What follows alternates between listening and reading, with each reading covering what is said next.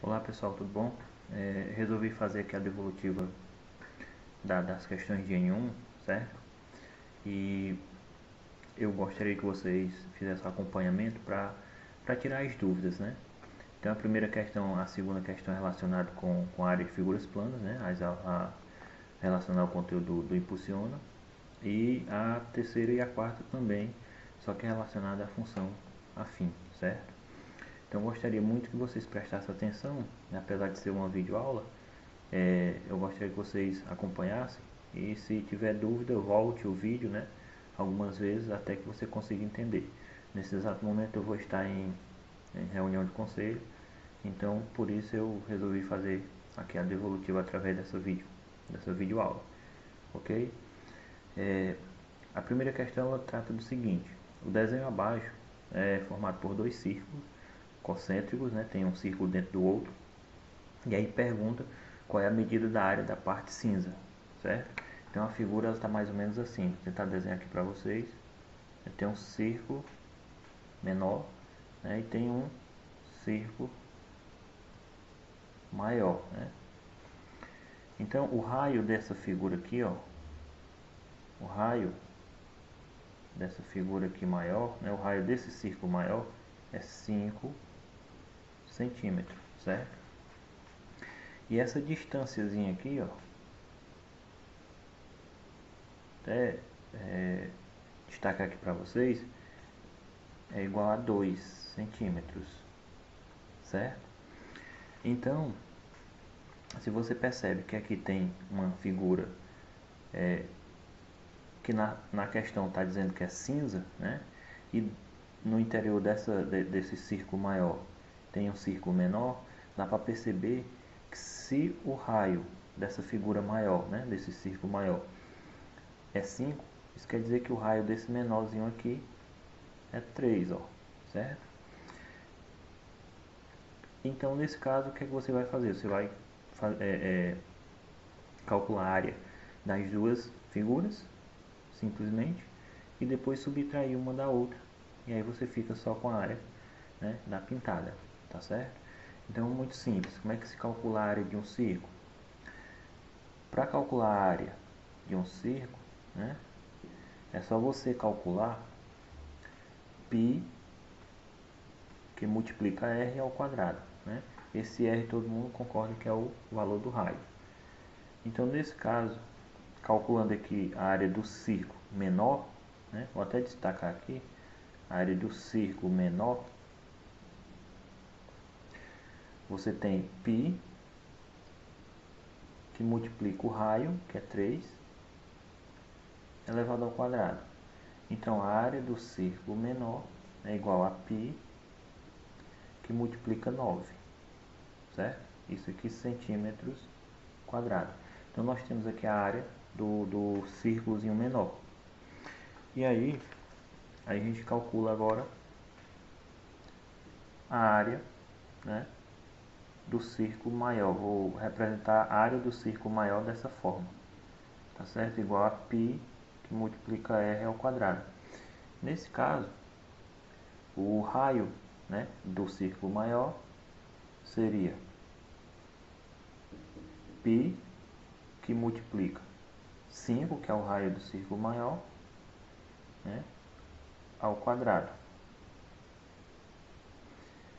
Essa área do círculo maior é igual a π vezes 25 centímetros quadrados, certo? Então, nesse caso, você tem aqui a área do círculo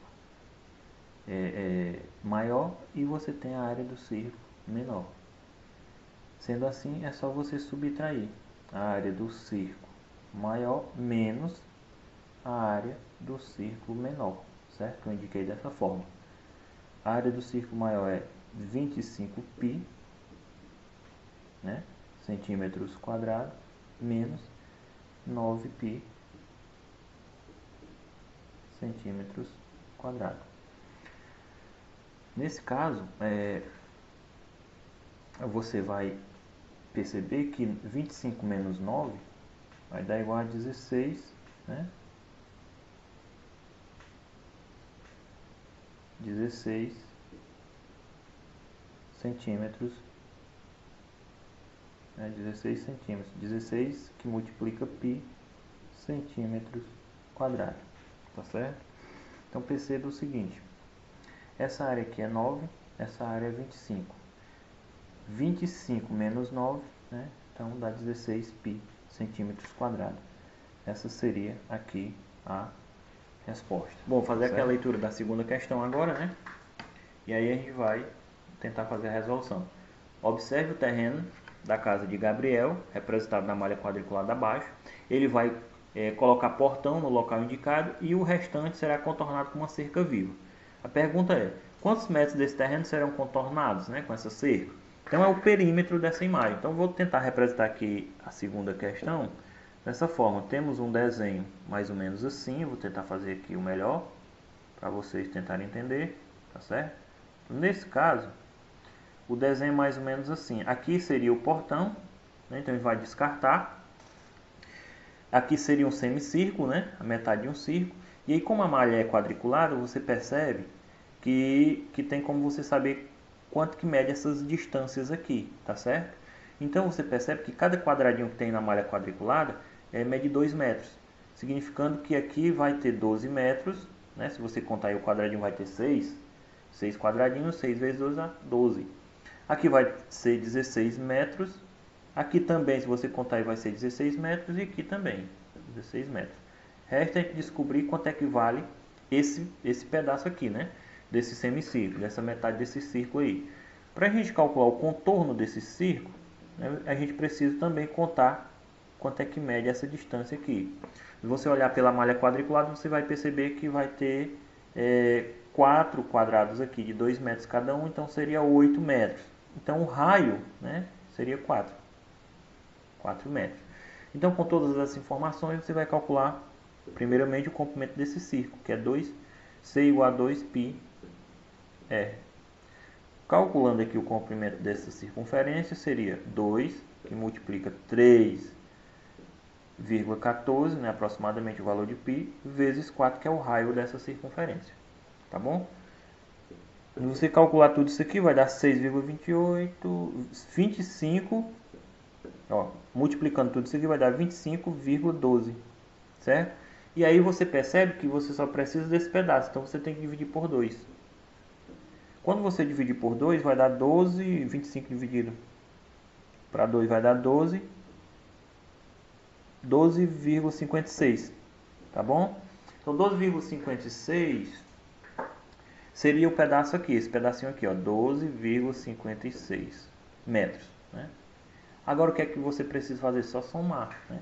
Você vai somar 16 mais 16 mais 16 mais 12, certo? Nem dá para você ver aí, mas eu vou fazer novamente aqui, ó. Vai somar todo mundo, 16 mais 16 mais 16 mais 12 mais 12,56, tá certo? Então você somou todo mundo, ó. Somando isso aqui vai dar 16 mais 16 mais 16, dá 48, 48, vai dar 60, 72 seria a resposta, né? Aí, então a alternativa E. Então a nossa segunda questão seria a alternativa E, tá certo? Tá bom, pessoal? Terceira questão diz o seguinte, ó, para alugar taças, uma casa de festa cobra uma taxa fixa, né? Uma taxa básica e fixa, acrescida de uma taxa que varia de acordo com o número de taças alugadas. A tabela a seguir mostra o custo C do aluguel em reais, em seguida a função em função, né, na verdade, do número de taças alugadas. E aí é representado esse número de taças alugadas por Q, né, pela letra Q. A equação que melhor representa a situação da tabela acima aí você tem uma tabelazinha, né? E aí pede para que você analise as alternativas e represente, né, diga qual é a que melhor se encaixa aí no enunciado dessa questão. Então você percebe que você tem o custo, né? Você tem aí o preço, né, a quantidade de taças alugadas. E aí você vai analisar o seguinte. Se você pegar, vamos pegar aqui a alternativa correta logo, né? Vamos pegar aqui a alternativa D. Essa é a terceira questão, certo?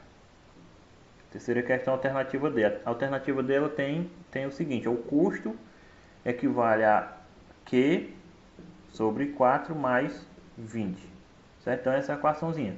Então você percebe o seguinte: esse aqui é o custo a ser pago por uma determinada quantidade de taças alugadas, e a quantidade de taças alugadas é o quê? Então, se você perceber, né, de acordo com essa tabela, a única opção que se encaixa é a opção D. Por quê? Vejamos, se você pegar o C, a primeira quantidade de taças é 4 taças. Então, se você pegar 4, seguindo a tabela, certo? Dividir para 4 vai dar 1. 4 dividido para 4 vai dar 1 mais 20. Esse custo vai ser 21, né? Vai ser 21. Então, nesse caso aí, você percebe que está de acordo com a tabela. Se você fizer isso aqui, né, para um outro valor, vejamos. Se você substituir aqui o 4, né, o valor da taça, por 8 taças, por exemplo, 8 dividido para 4 dá 2. 2 mais 20 igual a 22. Ou seja, você percebe que também está de acordo com a tabela. Se você pegar aqui, ó, substituir por 12, né? Se você substituir por 12, vai perceber que 12 dividido para 4 dá 3. 3 mais 20 dá igual a 23. Ou seja, a única opção que se encaixa seria essa opção aqui, a letra D. Todas as outras dariam incompatível o resultado. E aí, para finalizar, né, 16. Agora, ó, se você pegar 16 taças, no caso aqui, dividir para 4, né, vai dar 4. 4 mais 20 dá igual a 24. E aí fechamos aqui a resolução dessa terceira questão. Tá certo? Então, pessoal, a opção correta seria a letra D. Né? A letra D. Se você pegar as outras opções, não vai bater aí. Vai ser inconsistente aí o resultado. Ok? Então, vamos aqui para a quarta questão. Lembrando que se você não entendeu, né, você pode voltar aí a questãozinha, né, o vídeo, e resolver. E assistir novamente. Tá bom? A quarta questão, pessoal, diz o seguinte, ó, em uma cidade, né, uma certa cidade, a tarifa de um táxi é calculada obedecendo a função do primeiro grau abaixo, onde o P é o preço pago em reais e X representa o valor da quantidade de quilômetros rodados. Um usuário pagou R$19,40, né, R$19,40, então esse táxi percorreu quanto? Então você sabe, né, que a função ela é representada dessa forma, o PX, né, preço, igual a 5 reais, né, no caso, mais 1,20. Tá certo? Então a função está representada dessa forma. Nesse caso, pessoal, como já dá o preço, né, da corrida, então você vai indicar esse preço aqui, ó, né, R$19,40 igual a 5 mais 1,20 vezes o x. Ou seja, você representou a função substituindo o preço, né, por R$19,40. Ok? Então, pessoal, nesse caso é só você fazer isso. R$19,40 menos 5, porque esse 5 passa para cá, subtraindo, né? E aí você continua aqui com 20x, tá certo? Então, 19x menos 5 vai dar R$14,40. Posso representar dessa forma. Igual a 1,20 x. Nesse caso, pessoal, olha só, R$14,20. Aliás, R$14,40 igual a x, e esse 1,20 passa dividindo, ó, 1,20. Então, quando você dividir aqui 14,40 para 1,20, vai dar 12, que seria o valor do x. Ou seja, a quantidade de quilômetros percorridos por esse táxi, né, se ele pagar uma taxa, aliás, se ele pagar um valor de R$19,40, né, dentro dessas condições que a função nos diz, ele vai percorrer 12 quilômetros, tá certo? Então, lembrando, a bandeirada aqui, né, a taxa fixa é R$5, né, e aí ele vai percorrer aí uma quantidade de 12 quilômetros para que ele consiga pagar, dependendo dessa função, o R$19,40, tá certo? Então a resposta aqui seria 12x. Vamos aqui para a quinta questão, né, para a gente fechar essa primeira parte, esse bloco aqui de 5 questões. Vamos aqui para para uma questão de função, né? Função trigonométrica. Pessoal, a quinta questão diz o seguinte, ó. Observe o seguinte esboço de um gráfico. A função que gerou esse gráfico é representada por. Então tem aqui um gráfico, certo? Esse gráfico ele é representado dessa forma. E aí temos aqui 2, 1. Aqui nós temos π sobre 2, que é 90, né? Aqui nós temos π. Aqui nós temos 3π sobre 2. E aqui nós temos 2π, né? Fechando aqui o nosso gráfico, tá bom? Então essa função ela está dessa forma, ó. O 2 liga aqui o 90 graus e aqui dessa forma, tá certo? Então ela vem aqui, ó,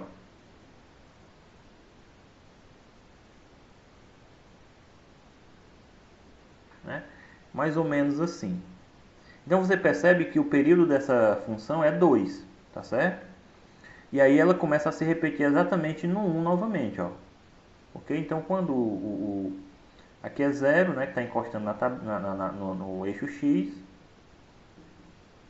E aí quando ela chega exatamente no 2π, o valor é 1, tá certo? Então como é que você sabe? Como é que você representa aí? Bom, primeiramente, esse gráfico ele parece com um gráfico de uma função cosseno ou de uma função seno. Bom, se você perceber, ó, se você continuar aqui, ele vai parecer muito com um gráfico de uma função seno. Então a gente vai representar esse gráfico, né, com um gráfico de uma função seno, tá certo?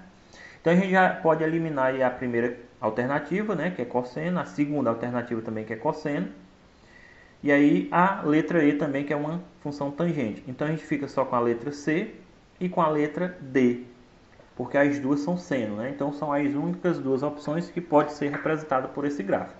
Vamos aqui para a questão, para a alternativa C, né? Para ver se realmente essa questão ela bate com a função, né? Você pode fazer dessa forma, pessoal. Aqui nós temos 1 mais seno de x. O que é que você pode fazer para representar, né, para ver se realmente essa função aqui é a representação gráfica dela, né? Então você precisa fazer o seguinte, ó. 1 mais o seno de x quando o x for 0, né? Então vamos imaginar que quando o x for 0. Pessoal, 1 mais seno de 0 é quanto? O seno de 0 é 0, tá certo? Então o seno de 0 é 0, aqui vai restar só 1. Então você deve perceber realmente que quando o x for 0, a função vai iniciar aqui no número 1, tá bom? Então você faz esse processo para outro valor de x, né? Seno de x quando o x for π sobre 2. Então fica 1 mais o seno de π sobre 2 dá 90. O seno de 90 é 1, certo? Então você vai só somar aqui nesse caso, ó, 1 mais 1 igual a 2. Então você percebe que quando o π sobre 2, né, o 90, é o valor de x, o valor de y realmente é 2, tá certo? Então está batendo com essa função. E aí você faz isso para o π. Nesse caso, se você substituir aqui o π na função, né, o seno de π é 0. Então nesse caso, você percebe que quando o x é 0, ó, o resultado final vai ser 1, ou seja, vai bater realmente aqui com a função. Ó. Quando o x for π, o y vai ser 1. Novamente, ó, 3π sobre 2 dá 270. O seno de 270 é menos 1, certo? Então, quando você substituir aqui na função o seno de 270, eu vou fazer aqui para vocês, tá certo? Vamos aqui, né? Substituindo aqui na função, pessoal, ó, 1 mais o seno de 3π sobre 2, né, no lugar do x agora, eu tenho que dar 0. Vamos ver se realmente dá 0. 1 mais o seno de 270 dá igual a menos 1. Né? Se você olhar lá no ciclo trigonométrico ou na calculadora, você vai ver realmente que dá menos 1. Então fica 1 mais menos 1. 1 mais menos 1 dá igual a 0. Então você percebe que realmente, né, o gráfico que se encaixa aí na função é o menos, a letra C, né, no caso. Letra C, tá bom? Então você pode fazer também com o 2π, né? 2π, o seno de 2π é 0. Né? Então quando o x é 0, o resultado final vai ser 1, e aí você percebe, né? Comprova aí que realmente é 1. Então pessoal, nós vamos aqui para a resolução da sexta questão, né? Onde diz o seguinte: o gráfico que melhor representa a função y igual a cosseno de x é... Então nós temos aí nas questões, nós temos 4 opções de gráficos, né? Nós temos a letra A. Se você perceber, a letra A ela representa aí um gráfico da função seno, né? Pelo desenho. A função C é um gráfico um pouco mais diferente. Esse gráfico ele representa uma função tangente. A letra D representa uma parábola, né? Voltada aí a concavidade para cima. E aí é um gráfico também de uma função quadrática. E aí a opção B, né, seria a nossa resposta, tá certo? Nós teríamos aí o gráfico de uma função cosseno, né, pelas características. Então a nossa resolução aí da sexta questão seria a opção B, tá bom? Então nós vamos aqui para a sétima questão. E a sétima questão nós temos essa imagem aqui, ó. Nós temos um gráfico, certo? E aí nós temos aqui a imagem da nossa função de menos 2 até 2. E aí esse gráfico ele tem esse movimento aqui, tá certo? Esse desenho, mais ou menos assim, tá certo? Então aqui menos 2 e aqui, né, mais 2. Então nós temos o zero, né, o ponto de origem. Nós temos aqui π sobre 6. Nós temos aqui π sobre 3 e aqui π sobre 2 e finalizando aqui 2π sobre 3. Tá certo? Então nós temos mais ou menos esse gráfico aí. Observe o gráfico abaixo, né? Sabe-se que ele representa uma função trigonométrica, né? A função y de x. Então, esse gráfico, pessoal, né, nós temos as opções aí, menos 2 cosseno de 3x.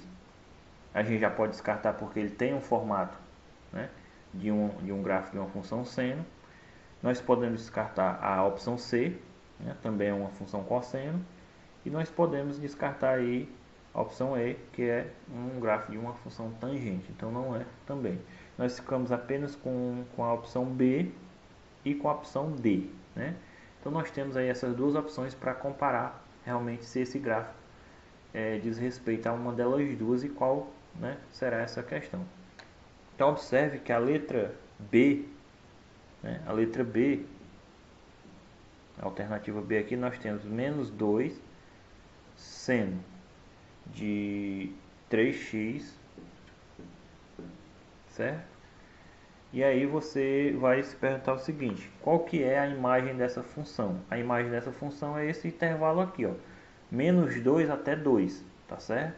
Então você deve perceber que nessa função aqui você não tem o valor de A, você só tem o valor de B, tá certo?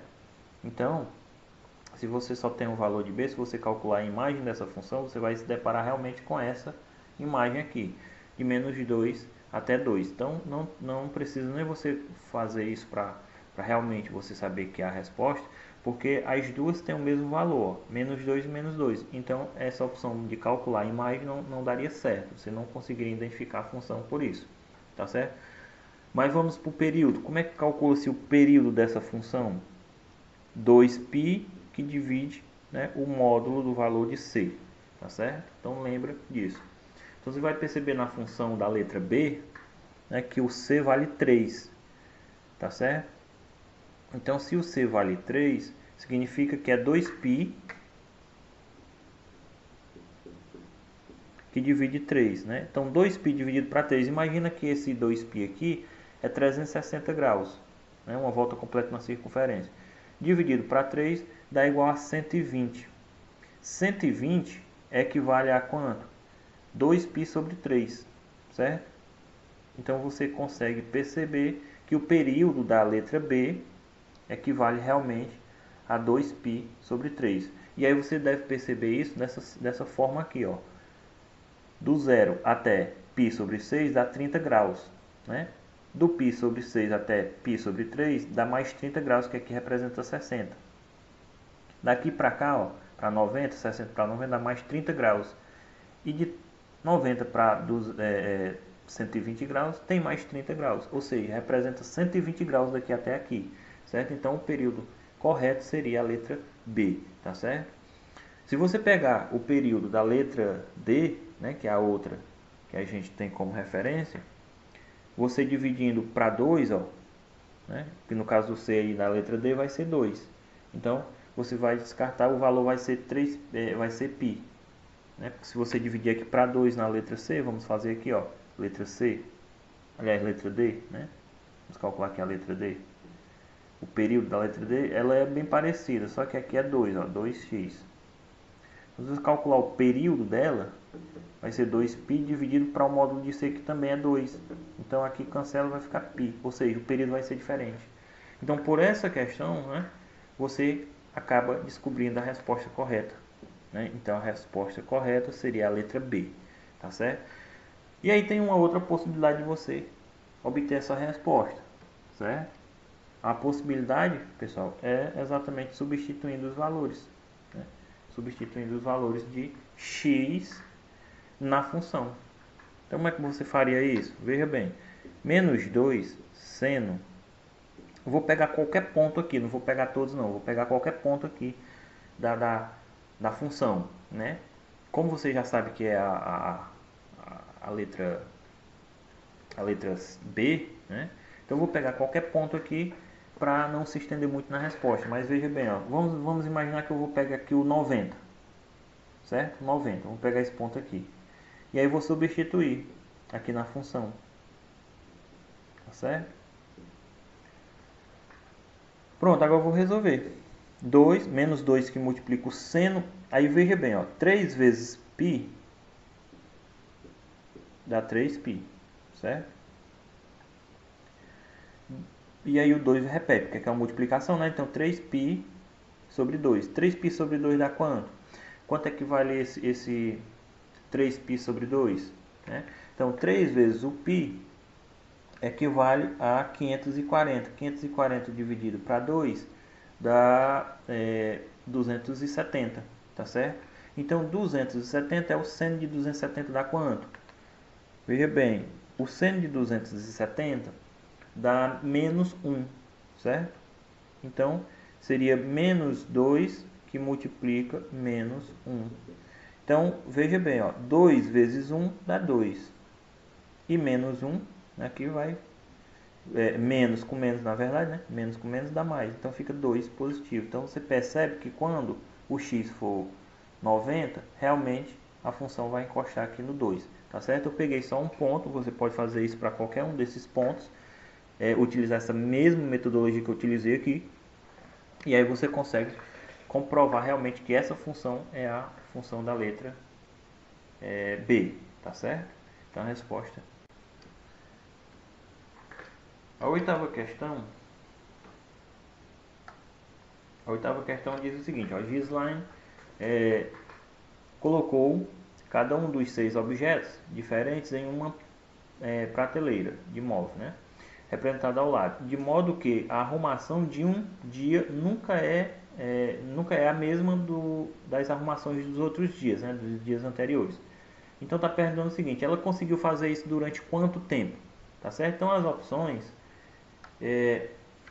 nos diz o seguinte, mais de 2 anos, entre 1 ano e 2 anos, né, entre 1 ano e meio e 2 anos, mais de 1 ano e menos de 1 ano e meio, enfim, tem essas opções aí. Como é que você faria?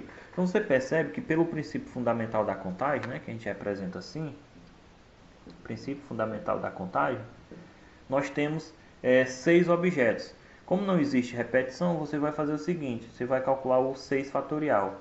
Então, pessoal, 6 fatorial é a mesma coisa que 6 vezes 5, vezes 4, vezes 3, vezes 2, vezes 1, né? Isso aqui, pessoal, vai ser igual a 720. 720. Então, você percebe o seguinte, como é que eu sei que 720 está representando qual? 1 ano, 2 anos, 3 anos, 1 ano e meio, menos de 1 ano. Como é que eu faço isso? Né? Se eu sei que a resposta é 6 fatorial, que é 720. Bom, como a gente está falando de dias, né? Então vamos pegar o seguinte, ó, 720, a resposta está em anos, né? Em meses ali. Então 720 menos 365, esse 365 dias representa dias, tá certo? Então 720 menos 365 equivale a 355, tá certo? Então observe essa informação aqui.